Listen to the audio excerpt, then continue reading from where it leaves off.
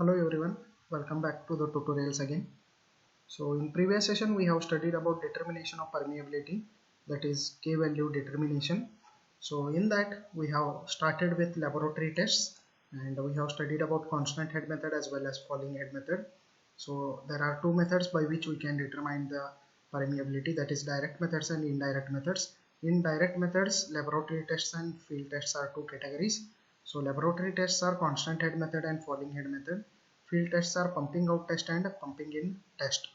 Okay, so you can see over here in previous session we have studied about laboratory tests to determine the permeability. In that we have studied about the constant head method as well as we have studied about falling head method, and we have solved few problems on constant head method as well as falling head method. You can go through those problems. If you have any queries, you can raise your queries. So you can see here in today's session, we are going to study about the field methods to determine the K value or permeability. So field methods are more reliable compared to laboratory methods. So because they cover the large area, large mass of soil with minimum disturbance. So field tests also represents the average value of K over the large soil mass and large area. Okay. So one important point is minimum disturbance in case of field tests. Another one, if large mass and large area is there, they will provide the average value of K. So these are the advantages of field methods. So before actually studying the field methods, let us know the few terminologies which are very much necessary to study field methods. So you can see first terminology is aquifer. It is a water bearing stratum. Aquifer is a water bearing stratum. You can see over here uh, the borewells which we drill in the earth are going to touch the aquifers. So those aquifers are nothing but water bodies below the earth. Okay. So in aquifer there are various categories. One is confined aquifer, another one is unconfined aquifer. So if the water body or aquifer is bounded by impervious strata both at top and bottom, if the aquifer is sandwiched in between the unconfined strata at impervious strata at top as well as at bottom, it is called as confined aquifer. Unconfined aquifer is nothing but if aquifer overlies an impervious strata. So if aquifer is on impervious strata, overlies on the impervious strata, it is called as unconfined aquifer. Okay. Now first test in the field is pumping out test in unconfined aquifer. So unconfined aquifer means the aquifer which is lying on the impervious strata. So you can see over here. So the field test arrangement will be like this. So I will make it two windows to make you understand in a better way. Okay. So the same diagram is over here, same notes is there. So this diagram I have opened here in other window, so you can just go through it. I hope the letters are visible to you. So by referring to the figure, so this is a figure. This is a main well, or this is a main uh, drill which we have drilled. So these are observation wells, these small wells. So actually uh, this is a top strata, or we can call it as this is a ground surface below which water table is over here at the depth. At certain depth water table is there. So to take out the water we have drilled a hole here. So we are taking out the water at the rate of discharge Q. Okay. So to observe the to find out the K value, we need to drill the two observation wells with main well. So this is main well, these are two observation wells. Okay, so this is same as boring technique which we used to bore the earth to take out the water. So you can see over here, small r is a radius of main well. So you can see small r is a radius of main well. Capital R is a radius of zero drawdown, known as maximum radius of influence. So you can see over here, one thing you can observe in this particular diagram is uh, I have just zoomed it out to make you understand better. I am taking out the water from this particular main well at a discharge Q. So due to this phenomenon, the water which is there on the sides will try to accumulate the empty space, and due to that phenomenon the cone type of depression structure is going to form. But at certain distance from the main well, this cone will disappear, or else the cone will touch the water level will touch the initial water level. So at this point is called as zero influence line, so or zero drawdown point. So this zero drawdown point is denoted by capital R, so which is shown over here. So this is denoted by capital R. So next you can see this is capital R. Next, H is depth of water in main well. So from impervious strata, H is a depth of water in main well during the pumping, measured above the impervious layer. Capital H is a height of initial water table above the impervious layer. So capital H is a initial, before pumping out the water was at this level. So I have marked it as an initial water table, you can see over here.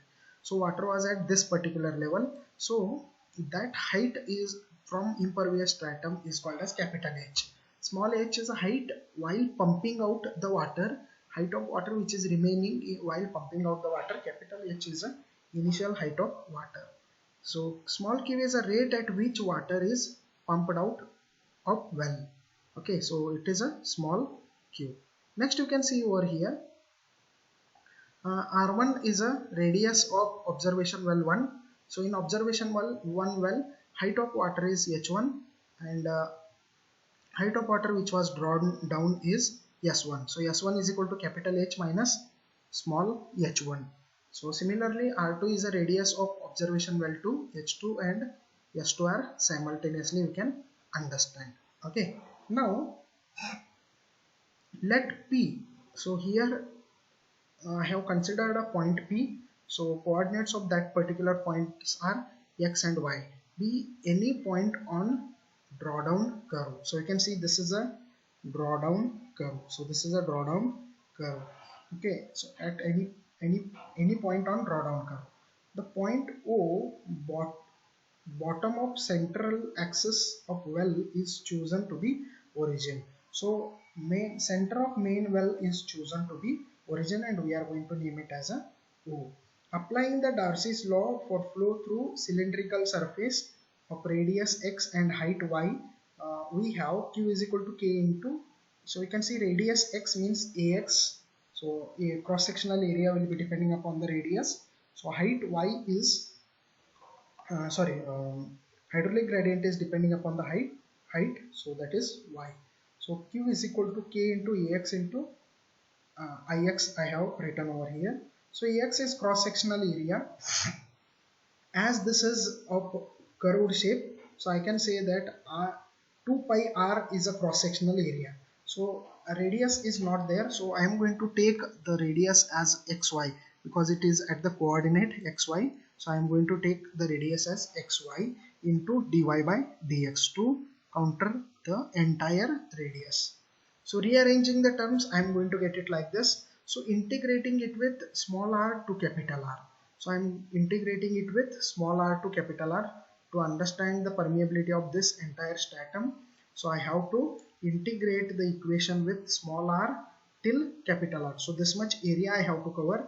Initially I have applied the equation for this much area only. I mean this much area which is there in the well. But I have to cover this entire area till zero drawdown point. So from small r to capital R is the limits which I have to apply while integrating. Similarly, this is in x direction. What are the limits in y direction? So you can see limits from small h to capital H. So small h to capital H are the integration limits. So I have just integrated it, and after rearranging I am going to get the value for k as small q divided by pi into h square, capital H square minus small h square log e to the base r capital R divided by small r. Okay, so where r is found varying from 150 to 300 mm experimentally found. So you can see R, so this capital R is found to be varying from 150 to 300 mm. So to avoid the usage of this R may be depending upon various factor on the field. So to avoid the usage of this R, what we are going to do is we are going to drill two observation wells at the radius R1 and R2. So by using that observation well also we can find out the values. So H1 and H2 are the level height of water in observation wells. So I can say that H minus S1. So you can see H minus S1 is going to give us small h1. Similarly H2 we can find out. And we have y is equal to h1. So vertical height is equal to h1, x is equal to r1.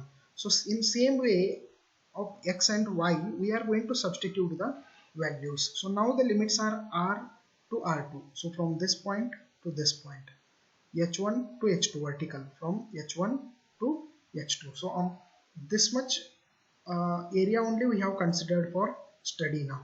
Okay, rather than applying these limits r to r entire area, we are going to consider this much area only to observe the things. Okay, so initially what we have done, we have applied the limits from this to this particular point. So from here to entire area we have taken. So it may lead to errors and it need capital R calculation. So to avoid that, we have drilled two observation wells, that is at the distance R1 and R2.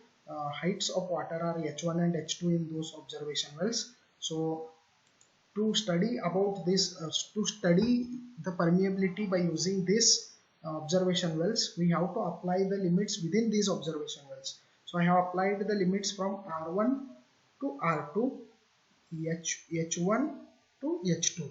So R1 to R2, R1 to R2, H1 to H2, I have applied the limits. Same equation I have used and I have got this particular equation. So this particular equation is used to calculate the permeability in case of unconfined aquifer. Similarly, for confined aquifer, everything is same, just this breadth is going to vary. So you can see over here. So this is the diagram for confined aquifer. Confined aquifer is sandwiched between two impervious stratums. So you can see this is top and this is bottom. So same, capital H is a total height, P is a point which we are going to take, R1 and R2 are the radius of two observation wells, S1 and S2 are the distance from initial level to the final water level, H1 and H2 are heights at the heights of the height of the water at observation wells. So you can see one thing which is going to change is, in case of H1 and H2, this B is included. So this B is depth of impervious stratum. This B is depth of impervious stratum. So that depth of impervious stratum we are going to use while calculating. So the formula which we are going to get is like this. Only there is B which is going to come into picture in this case. Okay, so you have to memorize these formulas to solve the problems on the field tests. So this is first formula which is applicable for confined aquifers. So and this is second formula which is applicable for unconfined aquifers. So what we are going to do is, I will solve a few problems on confined aquifers and unconfined aquifers. So you can see in notes I have listed out the formulas. So formula is pumping out test on unconfined aquifer. So these are both the formulas when capital R is given, when R1 and R2, small r1 and small r2 is given. Similarly, pumping out test on confined aquifer also, I have formulas also I have noted down, and even I have noted down the terminologies also. So we are going to use these formulas. So remember, many of the times in your examinations they have asked about the confined and unconfined aquifer examples. Okay, so next you can see we will solve the problems. A pumping out test was carried out at a level site where 9 meter of clay overlies a stratum of sand of 1.5 meter thick. The sand stratum is underlain by impervious rock stratum. So impervious rock stratum, steady state rate of flow was found to be 15 liter per second. The water level in two observation wells, so you can see observation wells they have given, means R1 and R2 is going to come to picture, is located at radial distances of 6 meter and 15 meter from axis of main well, where the water is 5 meter and 4.5 meter below the ground surface. S1 and S2 they have given. Below the ground surface means they have given S1 and S2. So it might be confined or unconfined, we will discuss it later.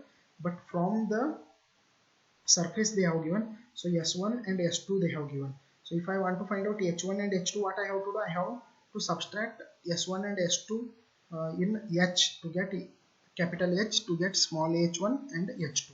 Okay, I hope you have understood this. Compute the coefficient of permeability on sand stratum. Okay, so now you can see over here what type of aquifer is this, we have to decide first. Okay, actually you can see it is confined aquifer, as they have given 9 meter of clay overlies the stratum of sand of 1.5 meter thick. The sand stratum is underlined by impervious rock stratum. So impervious rock stratum they have underlined.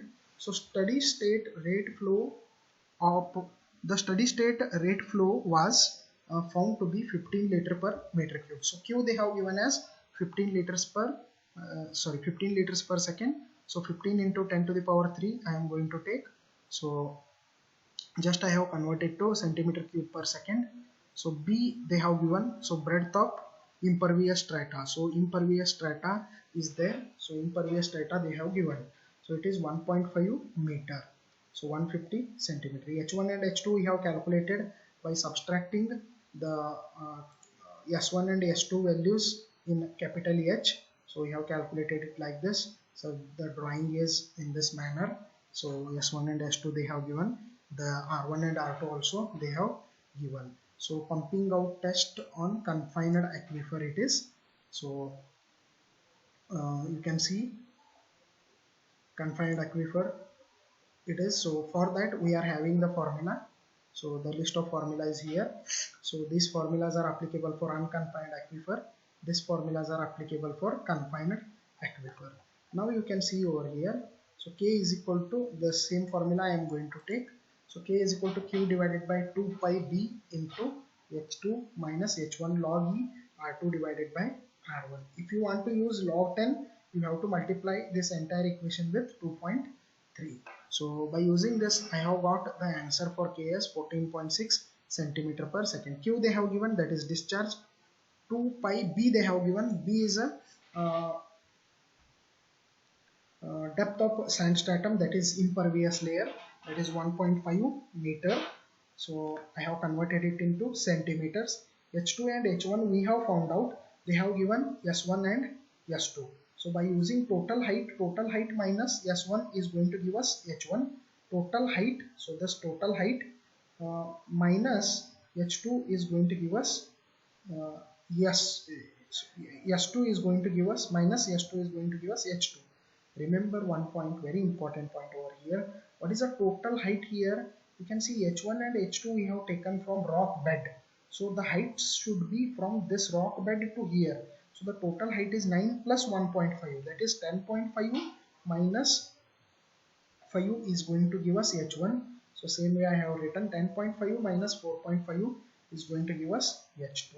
So these are the values for K. Now similarly next problem you can see, in a pumping out test 13 meter of sand is underlined by impervious rock bed. Water was pumped out of main well at a rate of 200 liter per minute. So you can see there is only one soil stratum which is underlain by impervious rock bed.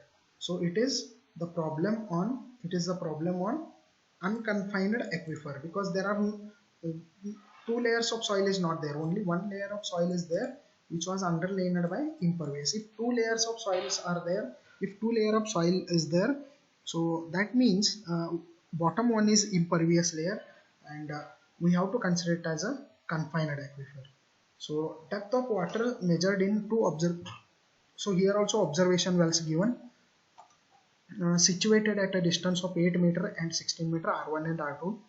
from axis of main well where 6 meter and 6.5 meter respectively. Depth of waters are respectively measured 6 meter and 6.5 meters. Determine the value of K in sand stratum. So Q they have given. I have converted the Q to meter cube per second. So conversion is given over here. So total depth is 13 meter, R1 is 8 meter, R2 is 16 meter. H1 and H2 you can see over here. Depth of water measured, so directly depth of water they have given. So depth of water means you can see this is a depth of water in observation well 1, this is a depth of water in observation well 2. So directly depth of water they have given, so directly I am going to consider them as a H1 and H2.